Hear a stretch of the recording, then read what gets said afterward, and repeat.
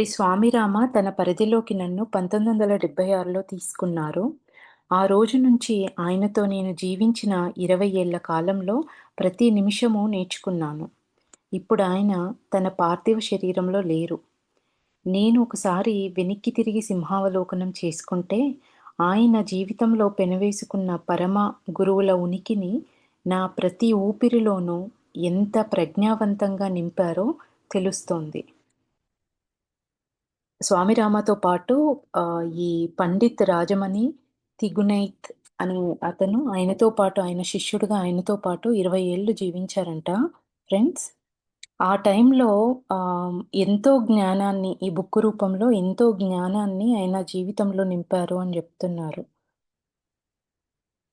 నిత్యమైన జ్ఞానము, సాధు పరంపరల మీద అభిమానము నిరంతర కెరటాలలాగా నా మనసులో, హృదయంలో నింపారు.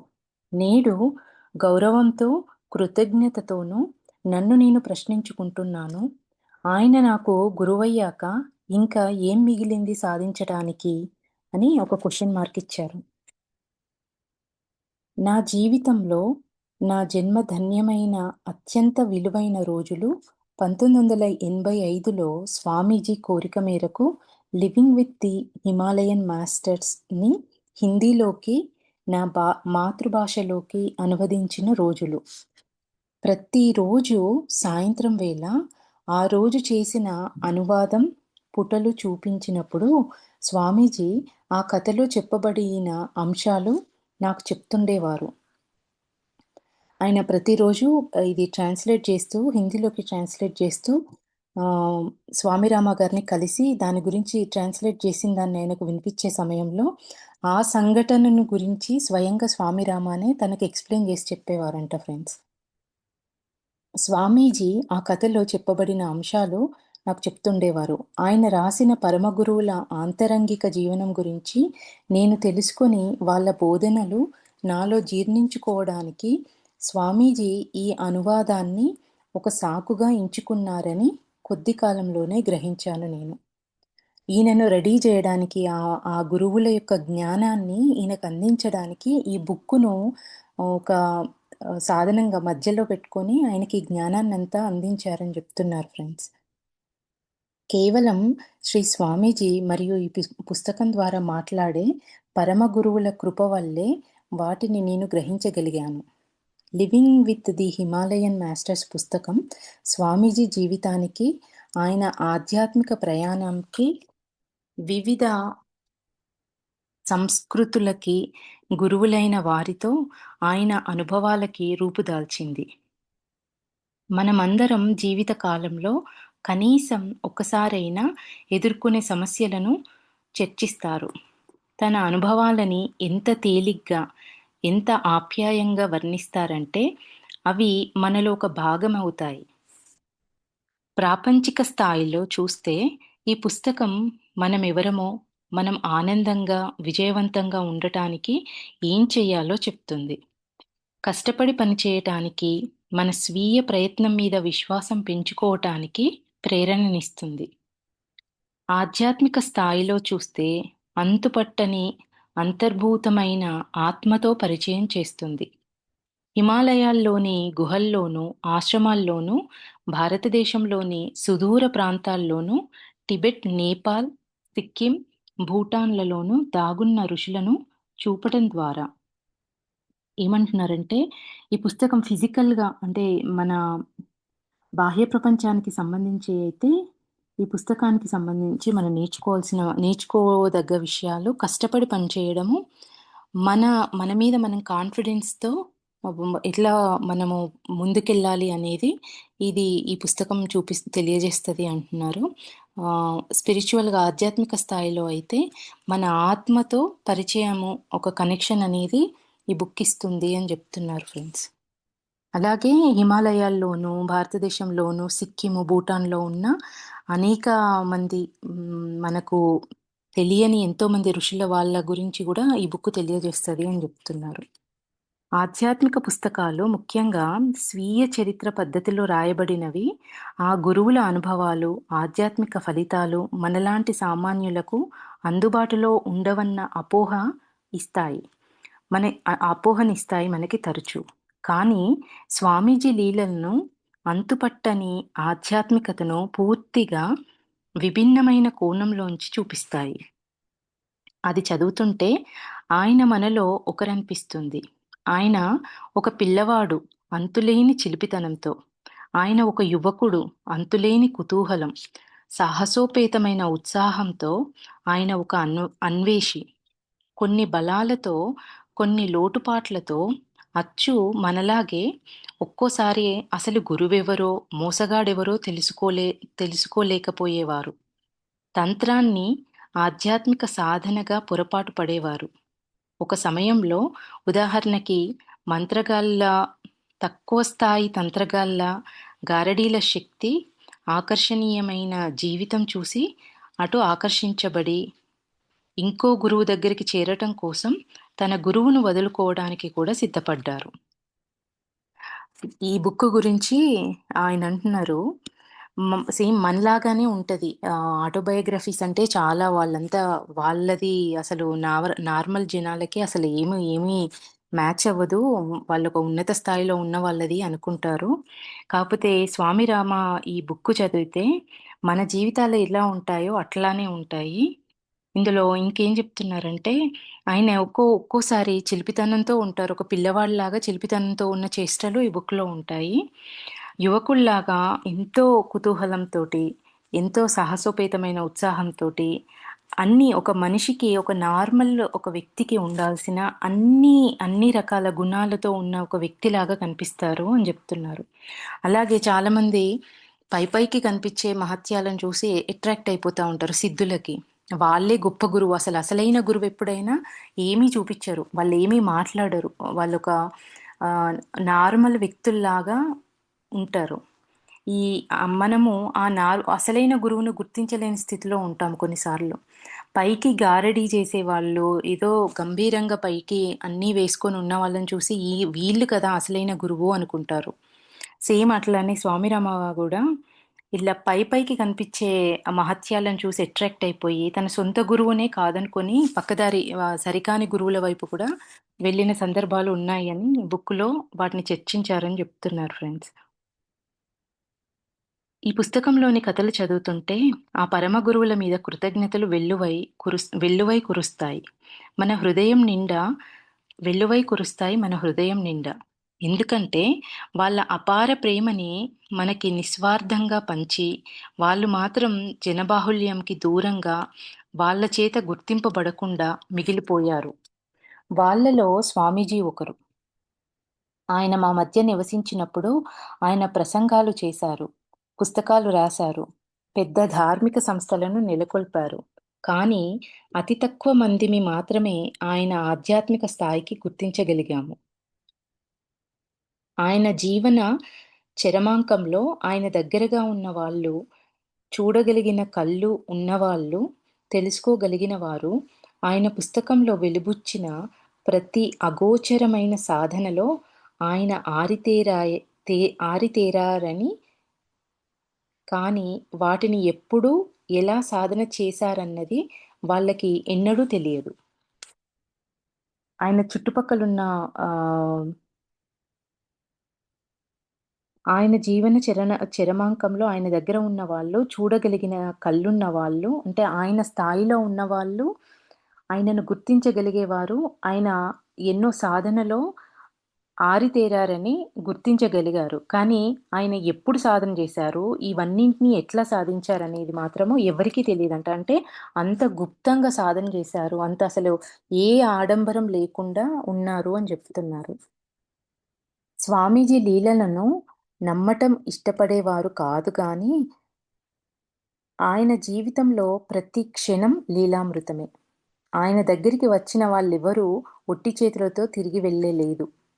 ఆయన కానుకలు రకరకాల రూపాలతో, ఆకారాలతో, బరువులతో ఉండేవి. ఆయన పాదాలని తాకగానే ఒక వ్యాపారవేత్తకి ఐశ్వర్యం, అనారోగ్యంతో బాధపడుతున్న వారికి ఆరోగ్యం, విద్యార్థికి జ్ఞానం ప్రసాదింపబడేవి. వాళ్ళేం పొందారో కొందరు గ్రహించగలిగేవారు, కొందరు గ్రహించలేకపోయేవారు. ఇప్పుడు నేను వెనక్కి తిరిగి ఆలోచిస్తే ఆయన ఆధ్యాత్మిక చిక్కుముడులను ఎంత అందంగా విప్పారో, అందులోనూ హిమాలయ పర్వత శ్రేణుల్లోని పరమగురువులలో తాను ఒకరన్న విషయం ప్రజ్ఞావంతంగా దాచి తలుచుకుంటే ఆశ్చర్యం వేస్తుంది. హిమాలయ శ్రేణుల్లో ఉన్న పరమ గురువులలో తాను ఒకరు అన్న విషయాన్ని తనతో పాటు ఉన్న తన శిష్యులు గాని, తనతో పాటు జీవించిన వాళ్ళకి గూడా తెలియనీయకుండా ఆయన మెలిగారు అని చెప్తున్నారు ఫ్రెండ్స్. ఇంకొకటి స్వామీజీ లీలలను నమ్మటం ఇష్టపడేవారు. అంటే స్వామి రామ గారు మీ దగ్గర ఇన్ని మహిమలున్నాయి, మీరివన్నీ చేశారు అని ఎవరైనా అంటే అసలు తను ఇష్టపడేవారు కాదంట. ఒక శక్తి దగ్గరికి మనము ఏ ఉద్దేశంతో వెళ్ళినా వాళ్ళు అనుగ్రహించాలనుకున్నా, అనుకోకపోయినా ఆ శక్తి యొక్క అనుగ్రహం వల్ల అది ఆటోమేటిక్‌గా శక్తి ఎప్పుడూ ప సమానంగా ప్రవహిస్తూ ఉంటుంది గదా ఫ్రెండ్స్. అంటే హై నుంచి ఎప్పుడూ లోకి అది ఫ్లోట్ అయితూ ఉంటది. ఇప్పుడు ఆయన దగ్గరికెళ్ళే వాళ్ళెవరైనా ఆయన స్థాయికి తగిన రీతిలో ఉన్నవాళ్ళై ఉండకపోవచ్చు. ఈ కోరికలతో వెళ్ళిన వాళ్ళు. ఆటోమేటిక్‌గా ఆ శక్తి వల్ల వాళ్ళ కోరికలు, వాళ్ళకున్న అనారోగ్యాలు అవన్నీ క్లియర్ అయితూ ఉంటాయి అని అంటారే తప్ప, ఏ రోజు నేను చేశాను అన్న విషయాన్ని స్వామి రామ గారు ఎప్పుడూ ఒప్పుకునేవారు కాదంట. ఆయన స్వభావంలో ఆయన పూర్తిగా నెలకొని ఉన్నారు. ఒక ఆకతాయి పిల్లవాడు, ఆషామాషీ కుర్రాడు, మర్యాదస్తుడైన యోగి, చతురుడైన మధ్యవయస్కుడు ఆయనలో అతి తేలికగా రూపుదిద్దుకొని ఉండేవి. ఆయన దృష్టిలో గతము, భవిష్యత్తు లేనేలేవు. ఆయన ఎప్పుడూ వర్తమానంలోనే జీవించేవారు. ఆ క్షణంలో ఎటువంటి పరిస్థితి ఉంటే తను అటువంటి రూపుదిద్దుకొని తనతో ఉన్న వారికి మార్గం చూపేవారు. మార్పు తీసుకువచ్చే శక్తి ఆయనలోంచి ప్రవహించేది. ప్రెజెంట్ మూమెంట్‌లో ఉంటూ, ఆ సిట్యుయేషన్‌కి తగినట్టుగా అట్లా తను మలుచుకొని ఉన్న మార్గాన్ని అక్కడున్న ప్రాబ్లమ్‌కి అనుకూలంగా తను ట్రాన్స్‌ఫార్మ్ అయ్యేవాళ్ళు. మాకు కూడా అదే టీచ్ చేసేవాళ్ళు అంటున్నారు. మార్పు తీసుకువచ్చే శక్తి ఆయనలోంచి ప్రవహించేది. ఆయన ఆయన గనక కాసేపు బండలు ఉన్న బంజరు భూమిలో ఉంటే, రాళ్ళతో కూడిన ఒక అందమైన తోట వెలిసేది అక్కడ. దీర్ఘకాల మానసిక వ్యాధితో బాధపడుతున్న ఒక స్త్రీతో ఆగి మాట్లాడితే, ఆమె ముఖం దేదీప్యమానంగా వెలిగి, మీద పడిన వయోభారం తగ్గుతుంది. స్వామీజీ దృష్టిలో పనికిరానిదేదీ లేదు. ప్రతి దానికి ఒక కారణం, ఒక అర్థం ఉంటుంది. ఒకసారి ఆయన ఏదోగా ఉన్న సెప్టిక్ గొట్టం చుట్టూ కొన్ని రాళ్ళు, గులకరాళ్ళు పేర్చి, దాని చుట్టూతా కళాత్మకంగా కొన్ని కర్రలు పెట్టారు. దాని ఫలితంగా ఏర్పడిన ఆకారం అక్కడెవరో సాధువు కూర్చుని జపం చేసుకుంటున్నట్టు ఉంది. దాంతో పర్యాటకులు గౌరవంగా దూరం జరిగేవారు. ఆయనకి తుమ్మజిగురు చెట్టంటే చాలా అభిమానం. భారతదేశంలో వాటిని చాలా అధికంగా పెంచితే, అమెరికాలో కొంచెం తక్కువగా పెంచారు. ఒకరోజు నేను ఆయన్ని అడిగాను, స్వామీజీ, మీకు బ్రహ్మజముడు చెట్టంటే ఎందుకంత అభిమానం? ఆయనన్నారు, ముళ్ళతో నిండిపోయి, తక్కిన వాళ్ళ చేత నిర్లక్ష్యం చేయబడిన వాళ్ళని పరిరక్షించే అలవాటు ఉంది నాకు. వాళ్ళు వికసించటం చూస్తే నాకు అంతులేని ఆనందం కలుగుతుంది. నా జీవితం గుర్తొచ్చింది నాకు. 1976 ముందు రోడ్డు మీద కొట్టుకుపోయే ధూళి రేణువులాగా ఉండేవాడిని నేను. తర్వాత ఒకరోజు స్వామీజీ నన్ను ఏరి నన్నొక జీవించే పుప్పొడిగా మార్చారు. యోగులు పెంపొందించే పూలతోటలో నేను కూడా ఒక అంతర్గత భాగంగా అయ్యాను. ఆయన ప్రేమపూరిత స్పర్శ వల్ల యోగులు పెంపొందించే పూల తోటలో నేను కూడా ఒక అంతర్గత భాగంగా అయ్యాను. ఆయన ప్రేమపూరిత స్పర్శ వల్ల అంటున్నారు. ఈ అద్భుత పుస్తకానికి ముందు మాట రాసే గౌరవము, అదృష్టము నాకు కలగజేశారు. కానీ అలా చేసే నా ప్రయత్నం ఒక తోటమాలిని. అతని సామర్థ్యాన్ని వర్ణించటానికి పూనుకున్న ఒక పువ్వు ప్రయత్నం లాంటిది. ప్రయత్నించటంలా ఉంటుందని మీరు గ్రహిస్తారని ఆశిస్తాను. ఆ సామర్థ్యం పువ్వు అవగాహనకు మించి ఎన్నో రెట్లు ఉంటుంది. కానీ నేను స్వామీజీ నుంచి ప్రత్యక్షంగా నేర్చుకున్న దాన్ని బట్టి, ఆయన సాధన చేసిన ప్రదేశాలకు వెళ్ళి, ఆయన గురించి నేర్చుకున్న దాన్ని బట్టి చూస్తే, ఈ పుస్తకంలో చెప్పిన కథలు కేవలం ఐస్‌బర్గ్ అంచుని సూచిస్తాయి. అంతే అని మాత్రం నమ్మకంగా చెప్పగలను. 'లివింగ్ విత్ ది హిమాలయన్ మాస్టర్స్‌లో' ఒక ప్రత్యేకత ఉంది. దాన్ని నేను లెక్కలేనన్ని సార్లు చదివి ఆలోచించాను. దాని గురించి లెక్కలేనన్ని సార్లు చదివి ఆలోచించాను ఈ బుక్కు గురించి అని జెప్తున్నారు. ప్రతిసారి కొత్తగా ఏదో దొరికేది. అప్పటి నా పెరుగుదల స్థాయికి అనుగుణంగా సరిగ్గా నాకేది కావాలో అది దొరికేది. Same friends. ఇప్పుడు భగవద్గీత గూడా చాలామంది గాంధీ గారు అలానే అంటారు. ఎప్పుడు గాంధీ చేతిలో భగవద్గీత ఉండేది. ఆయనకి ఏ ప్రశ్నొచ్చినా గానీ ఆ బుక్కుని ఓపెన్ జేసి ఏ పేజీ ఓపెన్ అయితే ఏ పేజీ కనిపిస్తే ఆ పేజీ చదివితే అందులో నుంచి ఆన్సర్ వచ్చేదని. చాలామంది మాస్టర్ 'ఒక యోగి ఆత్మకథ' బుక్ గూడా ఇట్లానే విన్నా నేను. ఈయన గూడా ఇక్కడ అదే చెప్తున్నారు. ఈ బుక్కుని నేను ఎన్నో సార్లు చదివాను. ఇది చదివిన ప్రతిసారి నా నా పెరుగుదల స్థాయి, నా అవగాహన స్థాయిని బట్టి నా ప్రశ్నలకి సమాధానాలు దొరికేవి అని. ఈ పుస్తకం ప్రతి పాఠకుడికి అతని వ్యక్తిగత స్థాయి మేరకు మాట్లాడుతుంది. దాని గురించి నా అభిప్రాయం ఏమిటో నేను చెప్పటానికి ప్రయత్నించకూడదు. ఎందుకంటే అలా చేయటం వల్ల నేను మీకు దాని సందేశానికి మధ్య ఒక మేలిమి ముసుగుని దింపవచ్చు బహుశా. దీని పుటల్లో మీరు స్వామీజీ ఉనికిని, తక్కిన పరమగురువుల ఉనికిని అనుభవించవచ్చు. మీరు వాళ్ళ దీవెనలతో తడిసి మీకేం కావాలని కోరుకుంటే సరిగ్గా అది పొందుదురుగాక. అంతే కదా ఫ్రెండ్స్. ఇప్పుడు నా అవగాహనను బట్టి నాకొక ప్రశ్నుందంటే, నేను బుక్కుని చదివినప్పుడు నా లోపల నుంచి నాకు ఆ ప్రశ్నకి సమాధానం దొరుకుతుంది. అదే మీ అవగాహనను బట్టి మీకది ఇంకోలాగా అర్థమవ్వచ్చు. ఇప్పుడు ఈయనిక్కడ చెప్తే, అతను చెప్పే ఆన్సరు మన ప్రశ్నకి ఆన్సర్‌గా రాకపోవచ్చు. ఆయన అదే అంటున్నారు. నేను మీకొక మేలిమి ముసుగును దింపవచ్చు నేను ఆన్సర్ చేస్తే. ఎందుకంటే అది ఆయన యొక్క అవగాహన స్థాయి నుంచొచ్చింది కాబట్టి అంటున్నారు.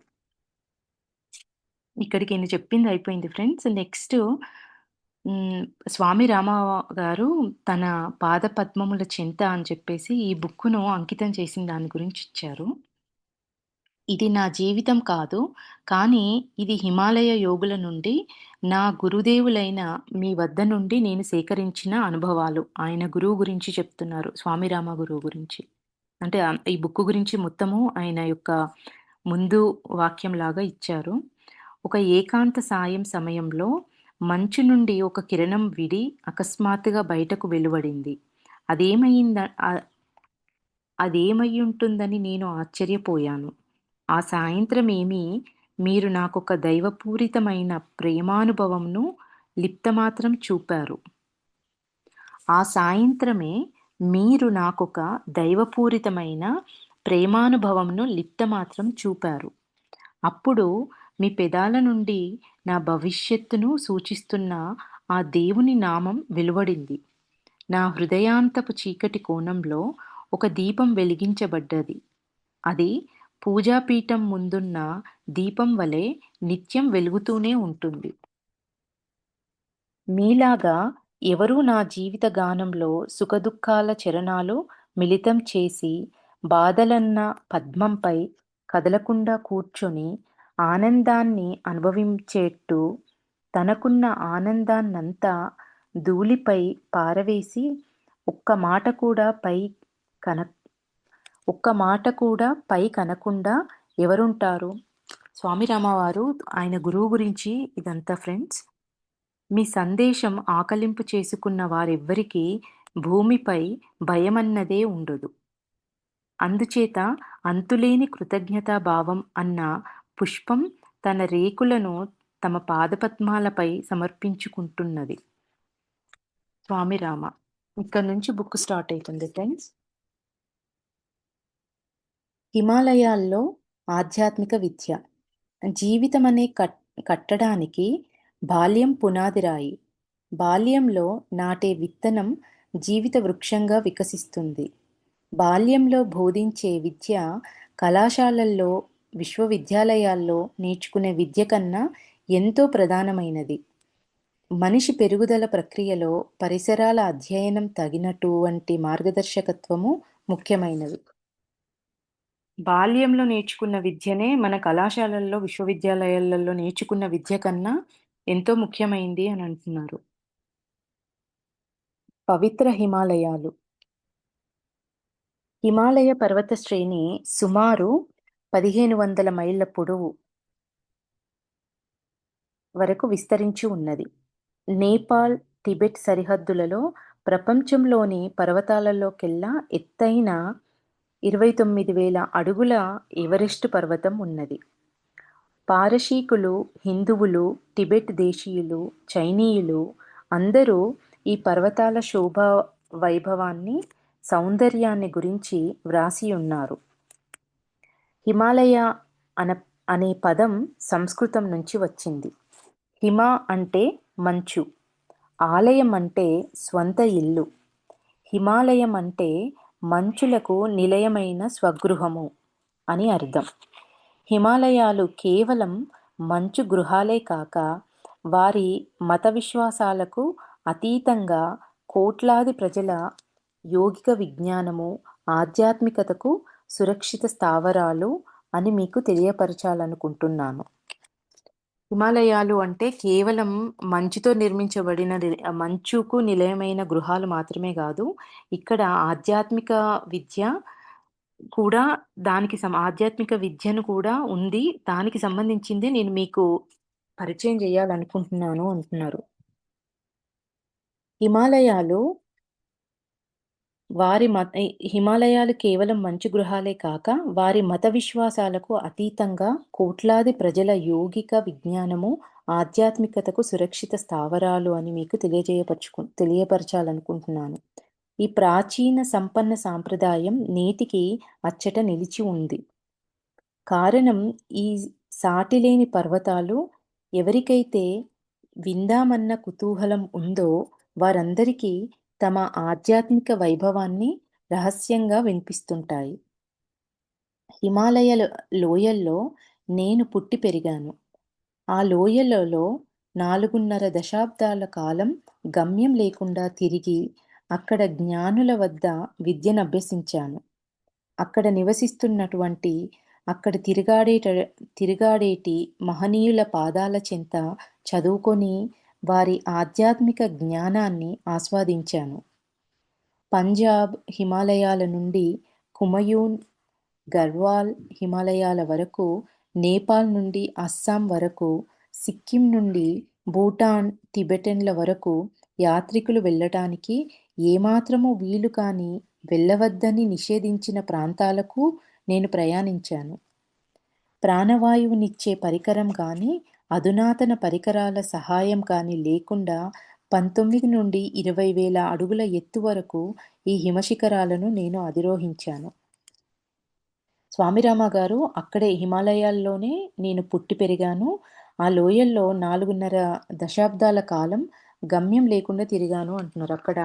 అక్కడ నివసించే యోగులతో పాటు నివసించడము, ఆ మహనీయులతోటి ఆయన కాలాన్ని గడపడము, అక్కడ ఉన్న ప్రతి ఆహ్, హిమశిఖరాలను ఏవైతే వెళ్ళడానికి ఆక్సిజన్ కూడా ఉండదు, వెళ్ళొద్దు అని చెప్పిన ప్లేసులు కూడా నేనెళ్ళాను అంటున్నారు. ఎన్నో సార్లు నాకు ఆహారం ఉండేది కాదు. స్పృహ కోల్పోయేవాణ్ణి, అలసిపోయేవాణ్ణి. కొన్ని సమయాలలో గాయపడేవాడిని కూడా. కానీ ఎల్లప్పుడూ ఏదో ఒక విధంగా అలాంటి సందర్భాలలో నాకు సహాయం అందుతూ ఉండేది. నాకు హిమాలయాలు ఆధ్యాత్మిక తల్లిదండ్రులు. అక్కడ నివసించడం తల్లి ఒడిలో నివసిస్తున్నట్టే ఉండేది. ఆమె తన సహజ పరిసరాలలో నన్ను పెంచి పెద్దది చేసింది. ఒక ప్రత్యేక జీవిత విధానంలో బ్రతికేందుకు నన్ను ప్రభావితం చేసింది. నాకు 14 సంవత్సరాల ప్రాయంలో ఒక అపరిచిత జ్ఞాని నన్ను ఆశీర్వదించి ఒక భోజపత్ర ఆకు, చెట్టు బెరడుతో చేసిన కాగితం ఇచ్చారు. దానిపై పవిత్ర ప్రాచీన వేద పంక్తులు లిఖించబడ్డాయి. దానిపై ఆయన ఇలాగ లిఖించారు: ఈ ప్రపంచము నీకు అల్పమైనదిగా ఉండుగాక. నీవు ఆధ్యాత్మిక పదంలో పయనింతువుగాక. అది ఇంకా నా దగ్గర ఉంది. ఆయన రాసిన ఆహ్, ఆ చెట్టు బెరడుతో చేసిన కాగితం పైన రాసిన ఆ వాక్యాలు ఇక్కడ ఇచ్చారు ఫ్రెండ్స్. హిమ హిమాలయ హిమాలయాల అనంతమైన హిమము వెండి మంచు గడ్డల వలె రూపొందింది. తదుపరి కరిగి వేలాది ప్రవాహంలో అయినట్టుగా ఆ జ్ఞానుల నుండి నేను ప్రేమను పొందాను. హిమాలయాల అనంతమైన హిమము వెండి మంచు గడ్డల వలె రూపొంది తదుపరి కరిగి వేలాది ప్రవాహములైనట్టుగా ఆ జ్ఞానుల నుండి నేను ప్రేమను పొందాను. ఆ ప్రేమ నా జీవిత ప్రభువు అయినప్పుడు నేను సంపూర్ణంగా భయరహితుడయ్యాను. ఒక గుహ నుండి మరొక గుహకు సెలయేర్లు దాటుకుంటూ మంచు దుప్పటి కప్పుకున్న శిఖరాలతో ఆవరించియున్న పర్వతదారుల వెంట ప్రయాణించాను. అన్ని పరిస్థితుల్లోనూ నేను ఆనందంగా ఉంటూ, అజ్ఞాతంగా ఉండగోరి కనబడకుండా ఉండే జ్ఞానులను వెతుక్కుంటూ వెళ్ళేవాడిని. ఇతరులు అర్థం చేసుకోలేని ఆధ్యాత్మిక అనుభూతులతో నా ప్రతి శ్వాస సంపన్నమైంది. నేను అట్లాంటి అజ్ఞాతంగా ఉన్న ఋషులతోటి, అట్లాంటి సాధువులను గురించి తిరుగుతూ వాళ్ళ దగ్గరే నేర్చుకొనుంటారు స్వామిరామ గారు. ఎంత జ్ఞానమున్నా మనం ఏ స్థాయిలో ఉన్నా అజ్ఞాతంగానే ఉండాలి. ఆహ్, మన ఉనికిని బయటికి ఆడంబరంగా చేయకూడదు అని. ఈ సాధువులు ప్రీతియోగ్యులైన హిమాలయ జ్ఞానుల వద్ద ఒకే ఒక పరవశము కలుగజేసే ఆలోచనా విషయం ఉన్నది.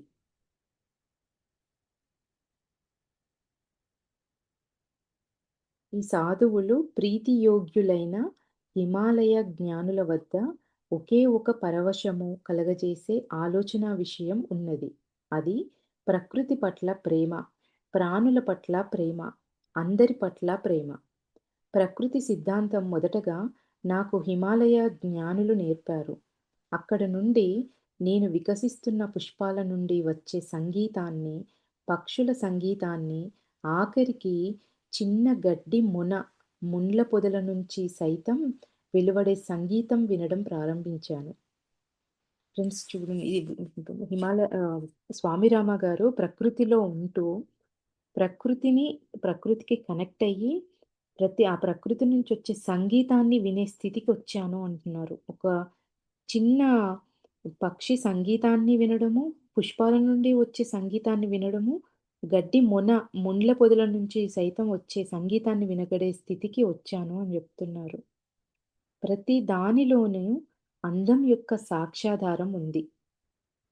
ఎవరైనా ఆ ప్రకృతి సంగీతాన్ని వినడం నేర్వలేకపోతే, దాని సౌందర్యపు విలువను అంచనా వేయలేకపోతే, అప్పుడు ఏ ఎగజిమ్మే ధార తన మూలం నుండి ప్రేమను కోరమని మనిషిని ప్రేరేపిస్తుందో, అది కాలగర్భంలో కలిసిపోతుంది.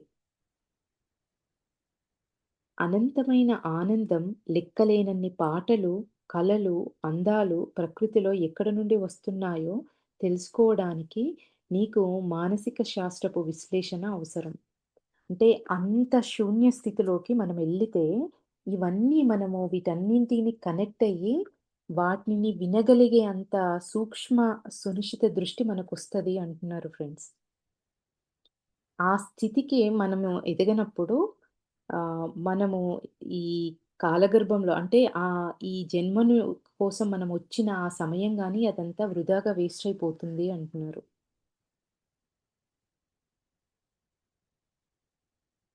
అనంతమైన ఆనందం, లెక్కలేనన్ని పాటలు, కలలు, అందాలు ప్రకృతిలో ఎక్కడి నుండి వస్తున్నాయో తెలుసుకోవడానికి నీకు మానసిక శాస్త్రపు విశ్లేషణ అవసరమా? క్వెషన్ ఇస్తున్నారు.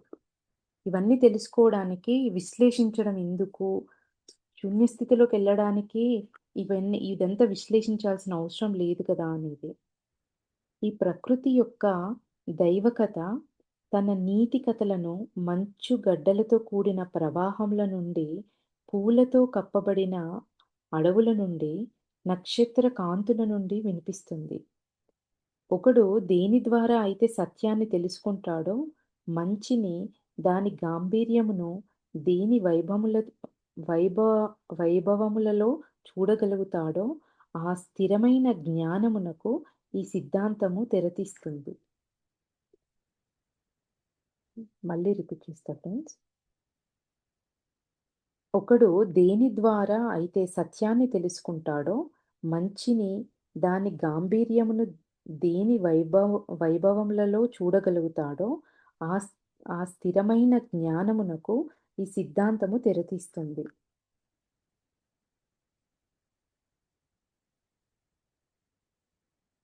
ఎప్పుడైతే వ్యక్తి ప్రకృతి సంగీతాన్ని వినటం, దాని సౌందర్యపు విలువని అర్థం చేసుకోవడం నేరుస్తాడో, అప్పుడు అతని ఆత్మ ఆ ప్రకృతి యావత్ పరిసరాలతో ఐక్యమై, లయమై కదులుతుంది.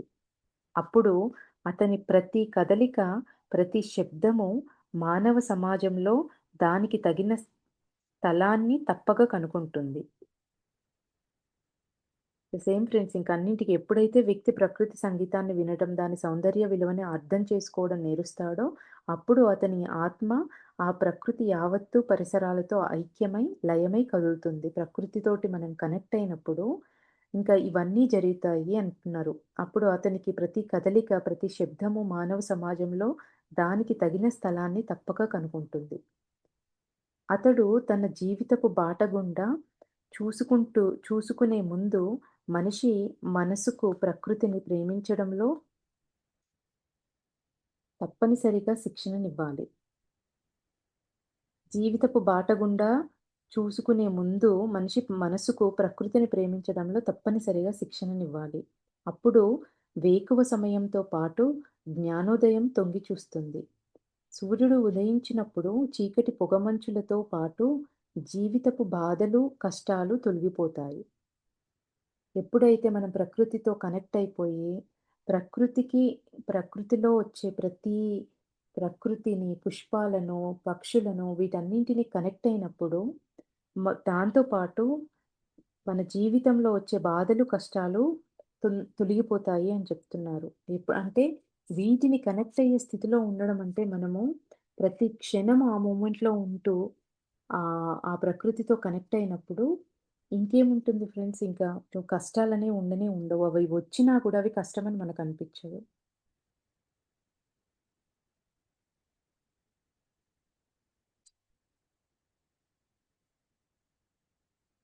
అమరత్వపు జాగృతిలో మృత్యువు తన దారి తాను చూసుకుంటుంది. మరణ వేదన, దుఃఖము వంటివి ఏవైతే మృత్యువు అతని మీద కురిపించాలనుకుంటున్నదో, అప్పుడవి ఆ అశాశ్వత జీవిని ఇక ఏమాత్రమూ బాధించవు. యుగయుగాలుగా మృత్యువు దుఃఖమునకు కారణభూతంగా ఉంటున్నది. కానీ మరణకాలమందు మానవుడు అనంతము, శాశ్వతము అయిన దానితో ఒకటిగా అవటాన్ని నేర్చుకుంటాడు. ఎప్పుడైతే వ్యక్తి ప్రకృతి నిరాడంబరతలోని లోతును పూర్తిగా గ్రహించి ఆనందించడాన్ని నేర్చుకుంటాడో, ఎప్పుడైతే మృదువైన అతడి జ్ఞానేంద్రియాలు ప్రకృతితో సంబంధం పెట్టుకొని ఉంటాయో, అప్పుడు వాటి అభ్యర్థనకు సమాధానంగా ఆలోచనలు వాత వాటంతటికి అవే ప్రవహిస్తాయి. ఈ ఆత్మను చెలింపజేసే అనుభవం గంగానది అలల సవ్వడి బలంగా వీచే గాలుల ధ్వని, ఎండుటాకుల గలగలలు, ఉరిమే మేఘాల గర్జన యొక్క పరిపూర్ణ మధురస్వర వాద్యనాదాములతో మేళవించి వానిలో ఐక్యమైపోయి వాటి ద్వారా ప్రతిధ్వనిస్తుంది. ఆత్మ యొక్క తేజము బహిర్గతమై అన్ని అవరోధాలు తొలగిపోతాయి. అతడు పర్వత శిఖరాన్ని అధిరోహించి అక్కడ విస్తారమైన దిగ్మండలాన్ని దర్శిస్తాడు. నిశ్శబ్దపు అంతరాళంలో ప్రేమ మూలము నిక్షిప్తపరచబడి ఉంటుంది. విశ్వాసమనే నేత్రమొక్కటే ఆ ప్రేమ కాంతిని బయటపరిచి చూడగలదు. ఈ సంగీతం నా చెవులలో ప్రతిధ్వనిస్తూ నా జీవిత గేయమైపోయింది. ప్రిన్సిపల్ ఇక్కడికి ఆపుదామా? ఆ స్వామి రామ వారేమంటున్నారంటే,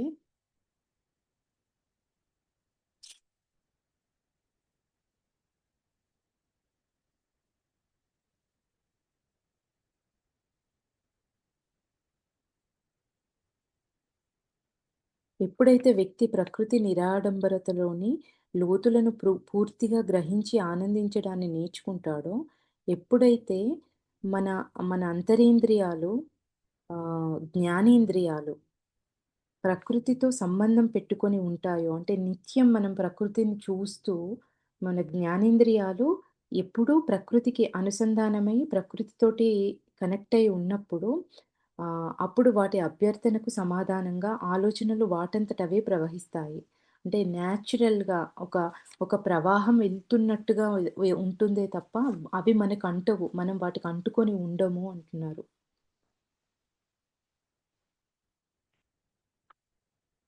ఫ్రెండ్స్ ఎవరైనా ఏమైనా మాట్లాడతారా? ఏదైనా యాడ్ చేస్తా అంటే చెప్పొచ్చు.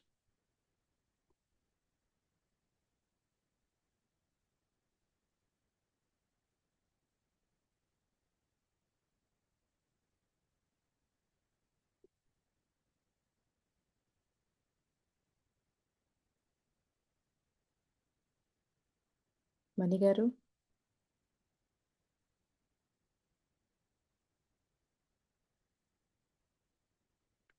ఓకే ఫ్రెండ్స్ మరి. ఎవరైనా ఏదైనా యాడ్ చేయాలనుకున్నా, ఏదైనా చెప్పాలనుకున్నా నేను యాడ్ చేయొచ్చు.